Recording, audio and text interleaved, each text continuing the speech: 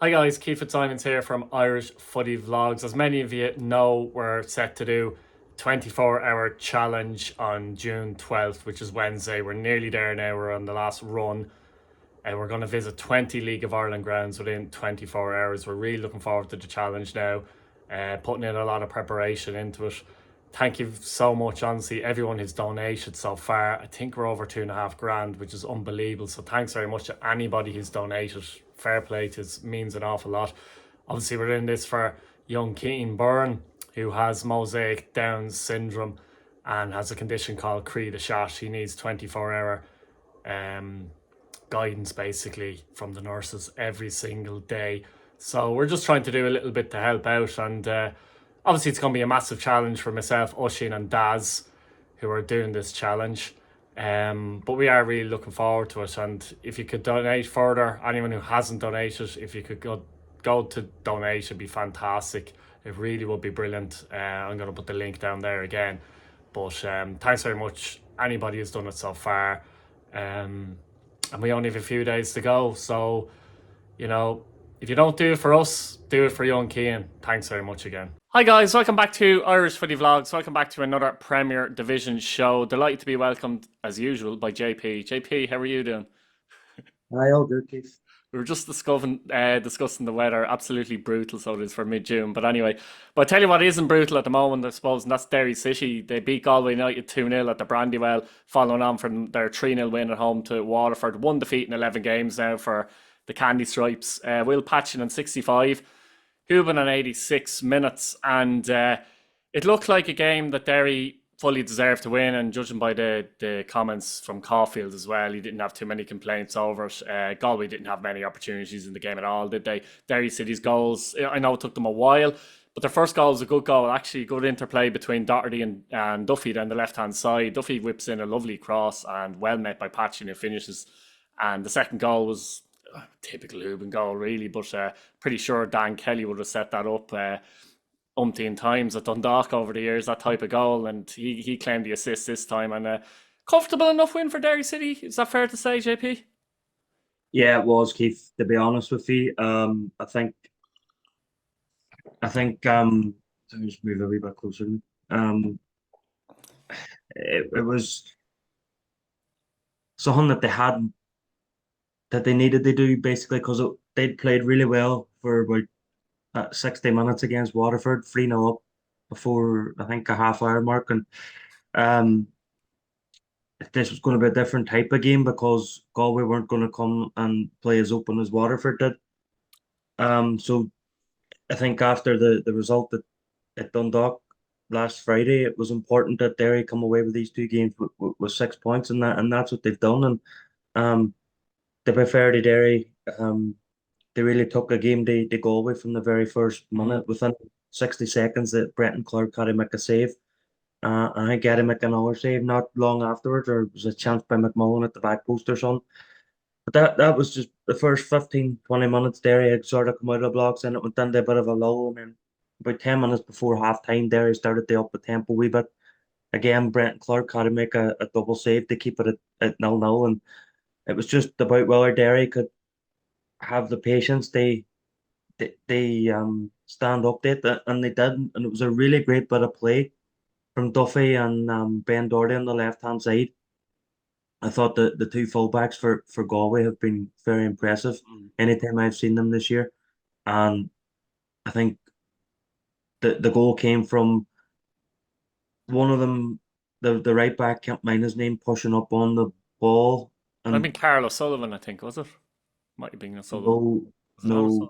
No. the right back had pushed up on to face the ball, and Michael Duffy had made the run in behind, and O'Sullivan switched off, and Mm. Duffy put the ball across, and Ezue. Patchen, Ezue.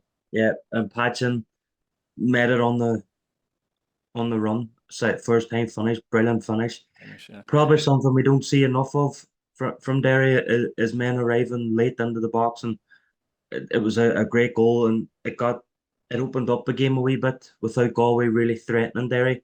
They didn't really have a plan B, Galway. I think that their plan A was there just to frustrate Derry, and it worked in extent, even though Derry was still creating chances.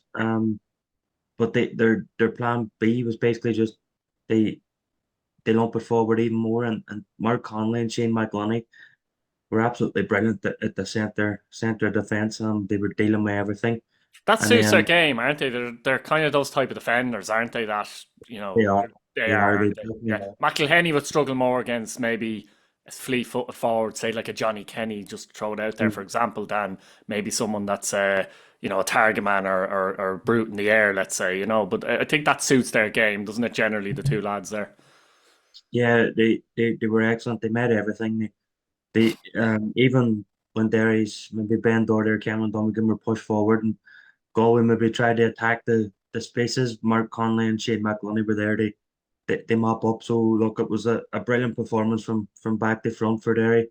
Second goal, I think we have to give Dan Kelly great credit because it looked like the bounce had taken the ball away from him and out of play, and he battled to keep it in, and he picks out Pat Hoban in the 6 yard box, and Hoban does what he does best, and it's 11 goals now from this season, and it's great to see him back on the goal scoring trail because before the goal against Waterford on Monday night, he hadn't scored since the game at the RSC, I think at the start of April, or whenever it was. Mm. So it's good to see him back on the goal scoring sheets, and um, as Rory Higgins touched upon after the game, it was 7 points in a week.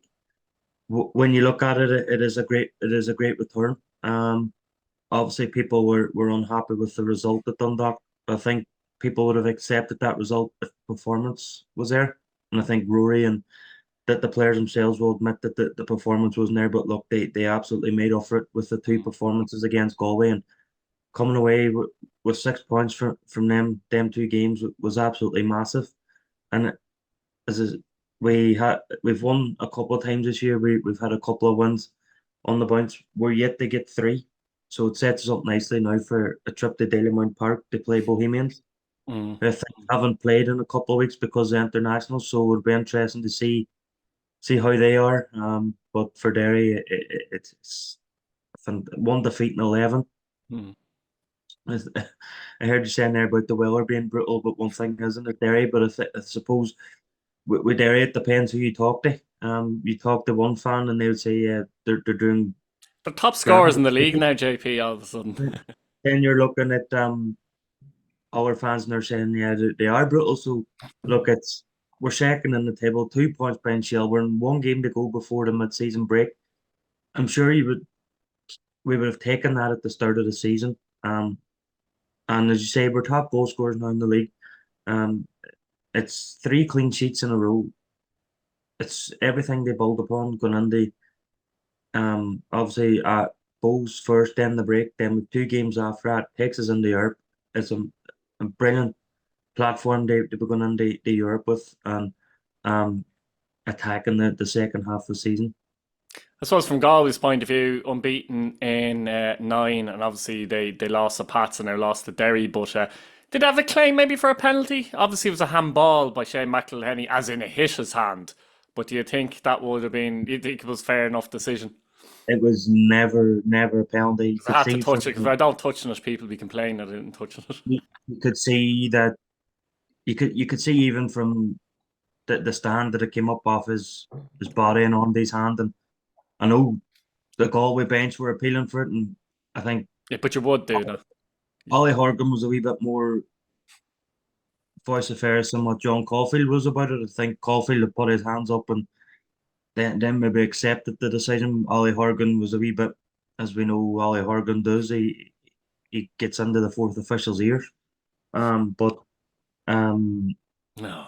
it wasn't a penalty for me, definitely not. But I th look, every week we hammer the referees every week um about decisions that they about performances, and I thought, oh no, Shay, that's 3 or 4 times now I've seen him this season, and I think he's absolutely brilliant. And that's not just because Derry won the game 2-0.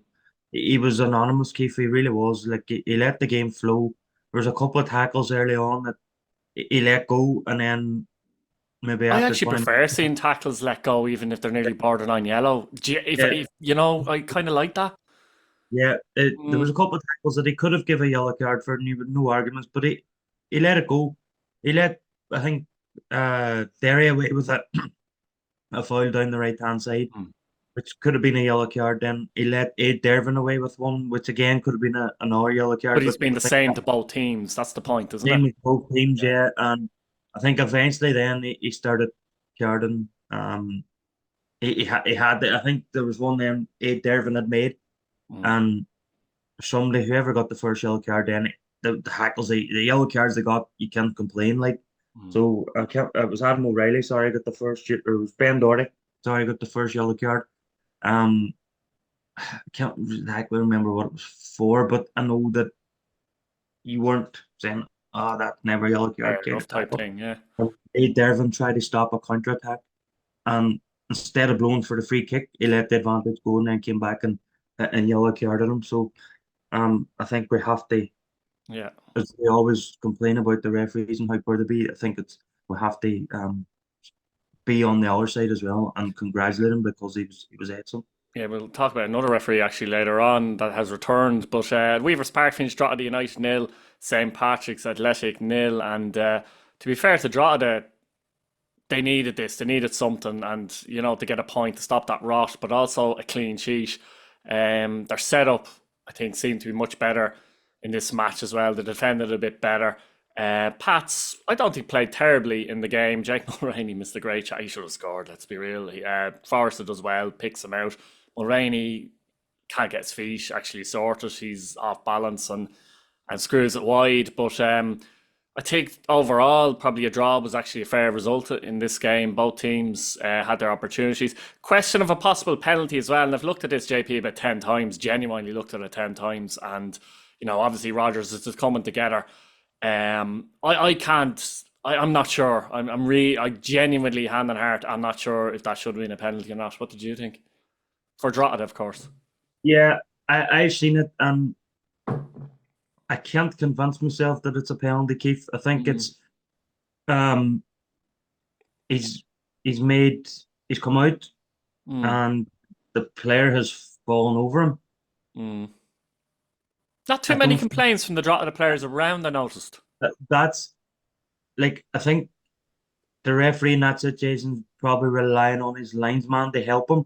Mm, But at the same time, players' reactions usually tell you what the decision based not that what you should be given, but a player's reaction usually if the Drogheda players are appealing for it, then maybe they might have thought about it. But um, I can't sit here and say that it was a nailed on penalty because I think Rogers comes out.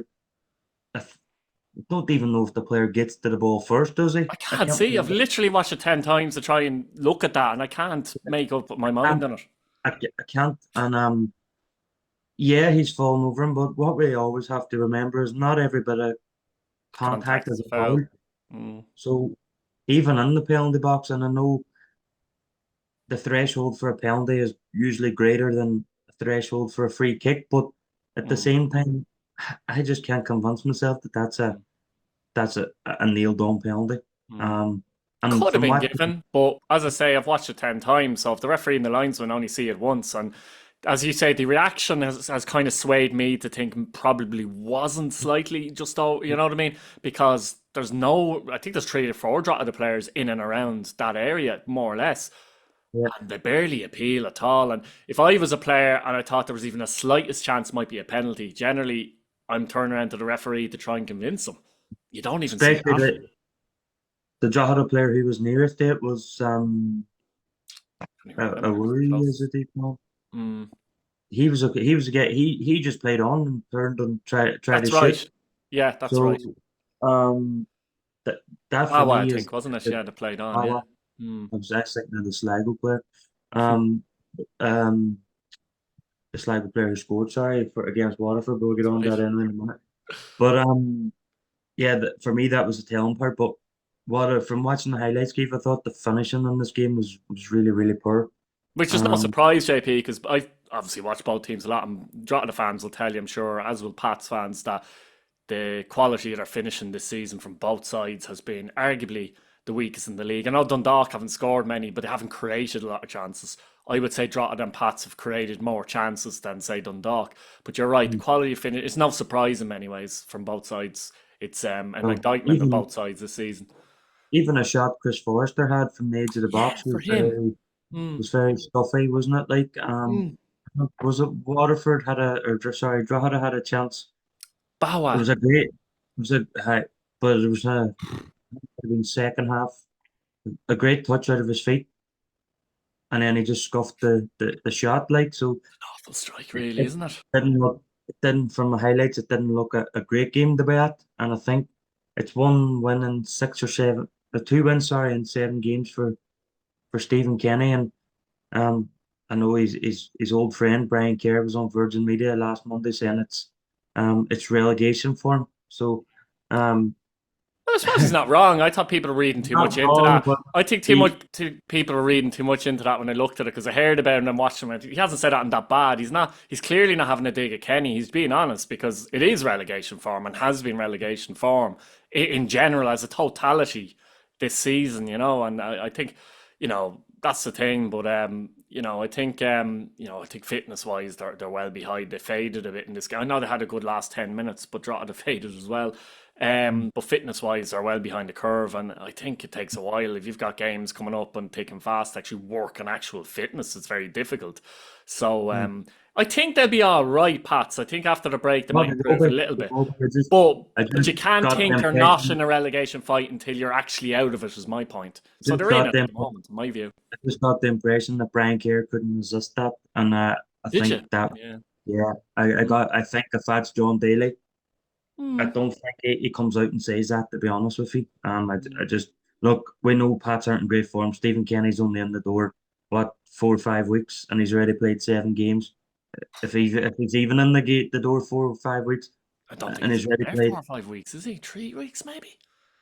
I'd say three, 4, and he's pushing it at 4, I'd say, isn't it? played 7 games, and I think so.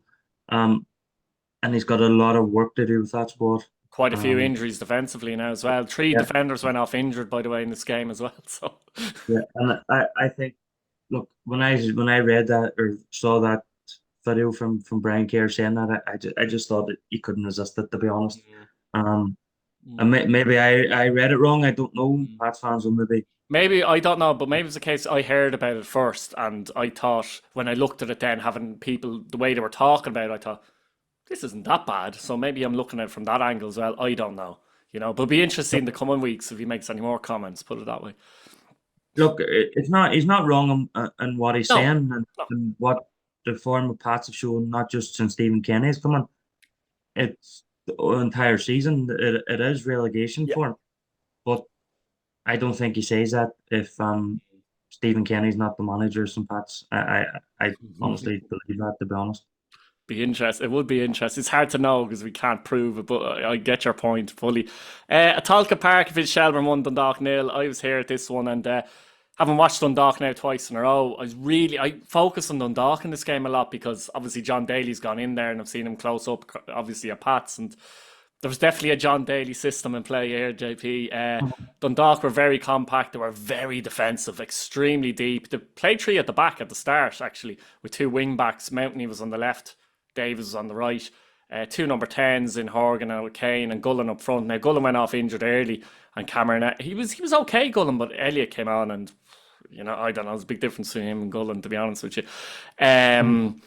And one of their central defenders, I can never pronounce his name right, Annie Masson, I think, Massoon, went off injured at half time. So he went back to a back four, but I think that was mainly because of the injury. They had no defenders on the bench, really. But the system of play was still similar. Do you know what I mean? They were extremely deep. Horgan and O'Kane at times found it difficult to join the attack because they were very deep. But they did make it hard for Shelbourne, particularly in that first half. Shelbourne one great chance where Jarvis hits the post, actually, after good work from John Martin. But there were a couple of crosses into the box where Martin actually was a bit indecisive, which you felt maybe if Sean Boyd was playing, he might have read it better and got on the end of. Now, in fairness to Martin, he kept persevering and ended up getting the winner in 71 after good work from Jarvis. And, they came close before that in the second half from Liam Burt. Dundalk didn't threaten an awful lot, although I thought Owen Kenny looked, Stephen's son, by the way, in case anyone didn't know, Stephen Kenny's son came on. I thought he looked decent, actually. He looked better than Elliott, I can tell you that. He rattled the bar from distance, which And he was had their a best chance against opportunity. Pats as well. Yeah, but he looked good. Apart, you know what I mean. His movement and that. I was kind of saying, could they've brought him on instead of what do you call it, Elliot on 26 minutes when Gullen went off, which appeared to me to be a hamstring injury. But Shelbourne, look, some people would argue they were quite comfortable in the game and they were patient. I still don't think it was an easy game for them, but again, they got the job done. And as I said, they looked, as opposed to Pats when Dundalk did try to break and Pats were a bit all over the place in that game, you know, Shelbourne got back very, very quickly. And Billy was at the game and he made a comment because he was at the Pats Dundalk game as well. And he actually said to me the difference with how Shelbourne pressed compared to how Pats pressed. You know what I mean? But they're a real team unit, Shelbourne. We know that. We talk about it and they're still there. At one point there, we were level with them in the table. I thought this could get interesting if Derry Very good. actually go ahead and goal difference. I know Shelbourne would have a game in hand, but still. But look, they grounded the game out. They got the win, and they keep going. They don't have too many injuries. I keep talking about this. Boyd has to be managed, as Duff said, and didn't play in this game. But John Martin, he got the winner. He stepped up to the mark, and it's 3 points for them. And Dundalk are back bottom of the table again all of a sudden. Yeah, and that's what Shelbourne have to do if they're going to win the league is they have to grind out when they're not really playing well. Um, the Shelbourne are probably similar to Galway. They're not going to be a goal fest in their matches, but they're far more productive in what they can produce, and that's because they're a team that's maybe 2, 3 years down the line, but they're very well Yeah. organized. And no Damien Duff hits for people. They say that, but they are very good at what they do. And Mm. um, if you get the first, I think if you the important thing is getting the first goal against Shelbourne. Absolutely. Um, Sligo did it the other week.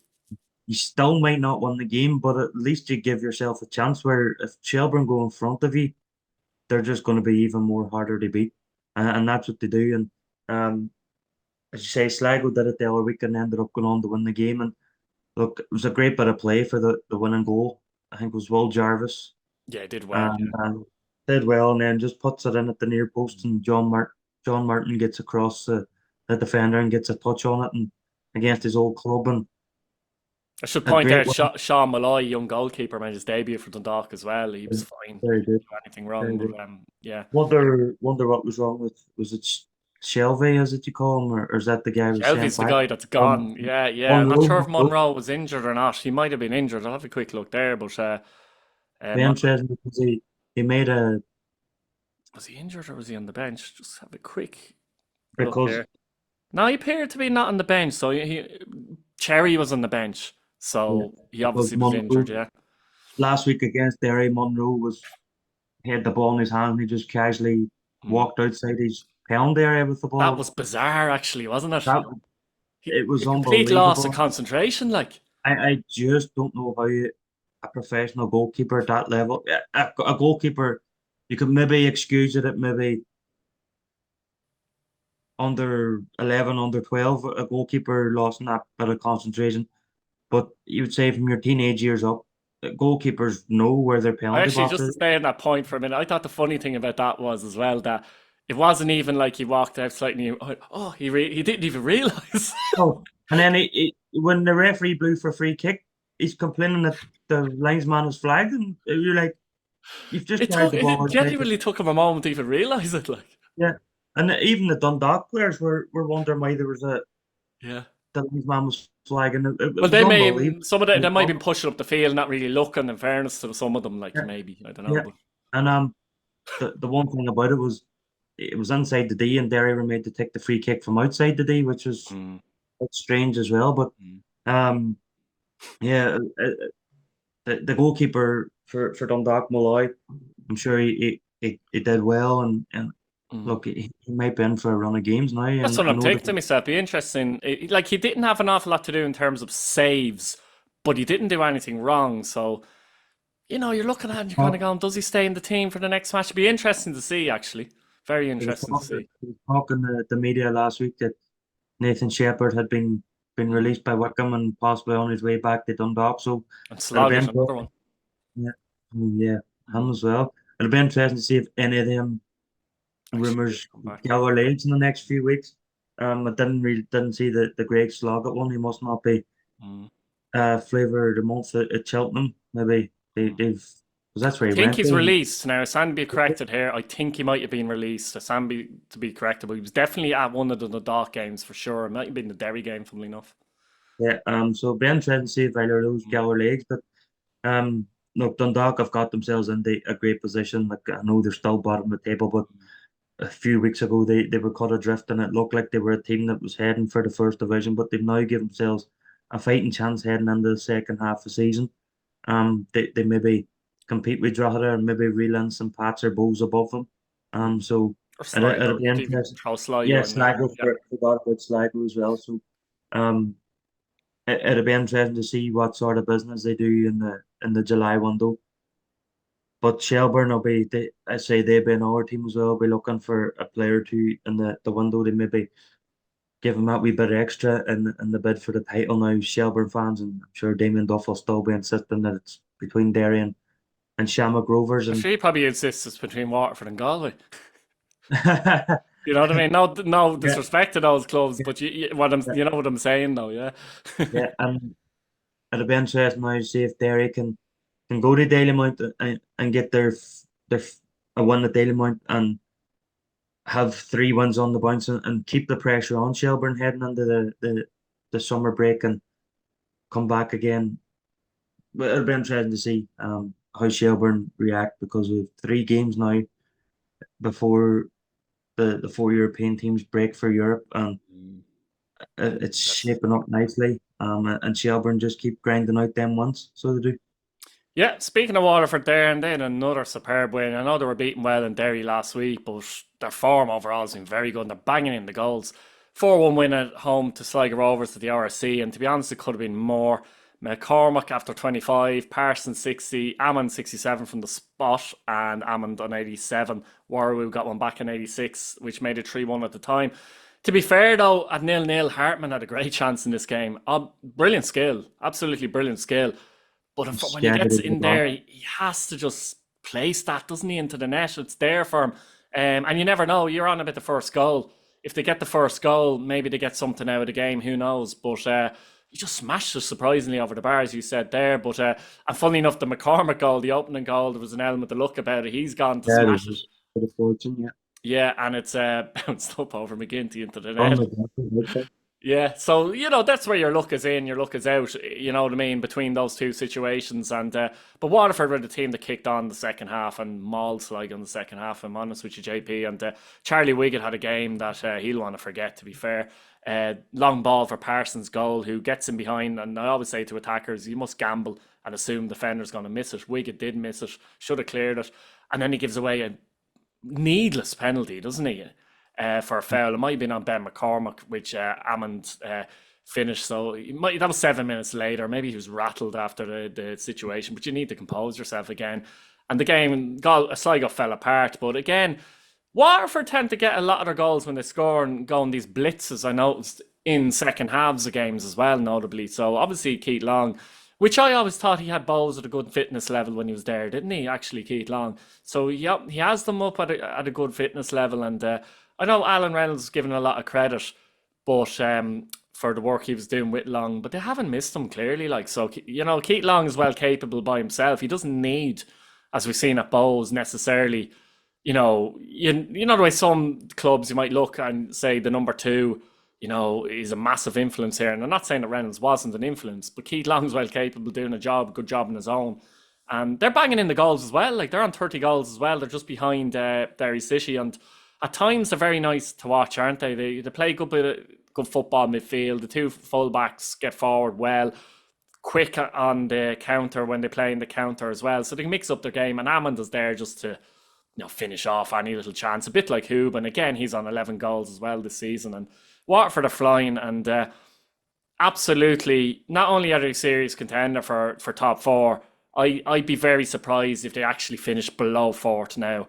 And Sligo, they've been working with, got a couple of results there, to be fair to them. Brilliant win in Shelbourne, but they're pretty much working with about 13 or 14 players now at this stage, JP, which is a problem for them. But they are a bit ahead at the moment. In fairness, they have a 9 point cushion over Drogheda and Dundalk, which is crucial. But they'd be disappointed with the way they fell apart in the second half. Waterford would be delighted the way they pushed on the second half. And again, they are motoring.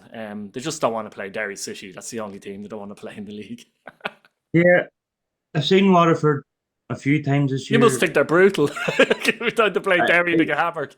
I've seen them in a couple of games outside of Derry, and I Yeah, thought they were excellent. no, yeah. And in the three games that I've seen them against Derry, I thought they were poor.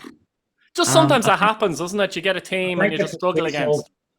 I think it's a case of Waterford play this way where they take you on, um, and they're not going to sit back Mm, uh, and try and nick a point or nick a goal. mm, They're going to come and attack, and that absolutely suits Derry City.